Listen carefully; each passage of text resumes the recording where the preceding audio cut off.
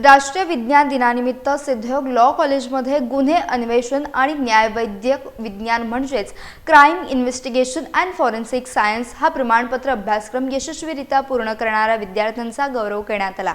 या विशेष कार्यक्रमाला मुंबई विद्यापीठाच्या डॉ. स्वाती रौतेला, सरकारी वकील मृणाल जाडकर आणि शिवतेज आरोग्य सेवा संस्थेच्या सीईओ डॉ. हेमांगी पोळ यांची प्रमुख उपस्थिती होती।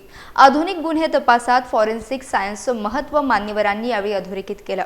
अभ्यासक्रम पूर्ण करणाऱ्या विद्यार्थ्यांना प्रमाणपत्रे देऊन गौरवण्यात आले, तर पहिल्या 3 क्रमांकाच्या विद्यार्थ्यांचा विशेष सत्कार झाला।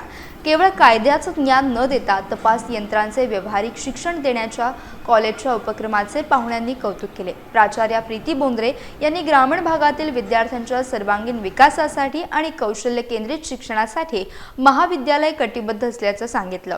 विद्यार्थ्यांच्या कामगिरीबद्दल अभिमान व्यक्त केला। महत्त्वाची बाब म्हणजे फॉरेन्सिक सायन्सवरील या प्रमाणपत्र अभ्यासक्रमाचा सिद्धयोग लॉ कॉलेजच्या माजी विद्यार्थ्यांनी देखील मोठ्या प्रमाणात लाभ घेतला। यामुळे भविष्यात गुन्हेगारी तपासाला गती मिळणार असून विद्यार्थ्यांमध्ये संशोधक वृत्तीस वाढ होणार आहे।